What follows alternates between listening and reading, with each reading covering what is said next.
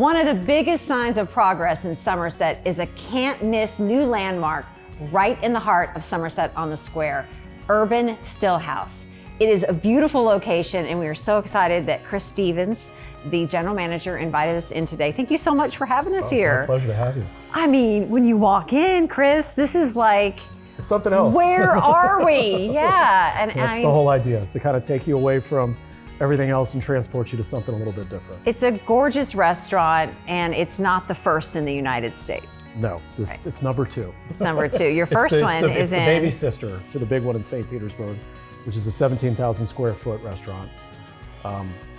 Started that in August 15th of 2020, and it came out of the barrel just very successful. Everybody was ready to get out and do something different, and we provided something very different. I mean, aesthetically, energetically, the food's amazing, so it went extraordinarily well. So the obvious thing to do after that is to open a few more. So Absolutely. This is number 2. We're technically here to support the distillery that's going to be built out on Slate Branch Road for Horse Soldier Bourbon. There's been no bigger name in the news in Kentucky for Horse Soldier Bourbon to be settled in Pulaski County. It made big news. I mean, people are very connected, and they can't wait to hear more about the veteran stories that are attached to it, the culture of it, right? I think that this state is so excited to see that distillery there, and it's just so cool that this restaurant is connected to it. It's a lot of fun. I mean, it makes it a little bit different. It's not just a restaurant, it's something that's attached to a little piece of history. We know that the people in this area have been waiting a long time to see something happen with the distillery out there. I assure everybody out there it's actually going to happen. We're slated to open it July 4th of 2026. Hopefully we'll have the distillation floor open, and I'm sure we'll have a little bit of work to do to get the rest of the infrastructure built out. It's a really, really large project, but it's something that, again, is gonna be a little bit different. It's really gonna showcase Horse Soldier. It's gonna showcase their commitment to the community, to the armed forces, and really should be a entertainment spot as well as a distillery and a little piece of history. They want to make it like on another level, distillery experience, right? The terms that I've heard used are the Universal Studios of distilleries. I think you yourself said the Dollywood of distilleries. Yeah. So it's a great way to look at it. A place where you're just not coming to do one thing. You can stay and play and enjoy kind of an entire listen to experience. Some music, have some nice food, perhaps throw on the wedding of a lifetime. Yeah. That kind of thing. We're going to have facilities large enough to do that. You know, at the basis though, it's going to be, you know, inviting all of the veterans, all of the soldiers to come in and to take part in that, and to, I guess, really showcase the heritage of the armed forces, especially the special forces. The area itself is extraordinarily special to the owners. All of the Horse Soldiers are ODA 595. We're doing training missions out on Lake Cumberland on September 10th of 2001.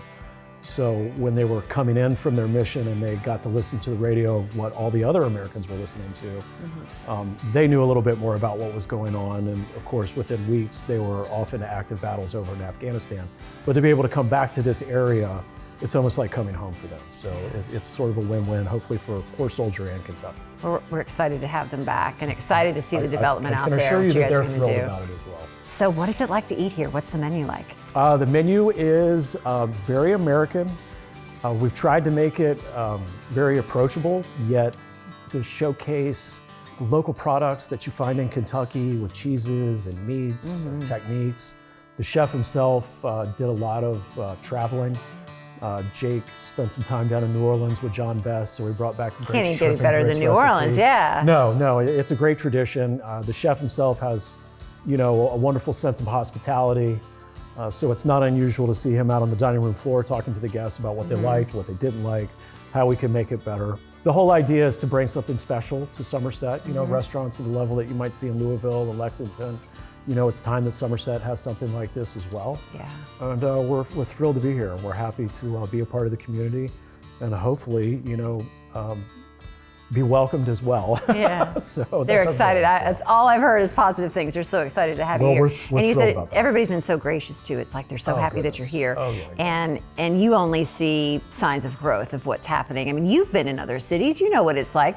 And the horse soldiers, too, that this is a place that is really on the move. Absolutely. I mean, I think Somerset's going to be doing great things. I think that, the fact that Horse Soldiers here, that the Urban Stillhouse is here, and so many other companies have joined the city in the last few years, I see nothing but great things happening for Somerset in the future.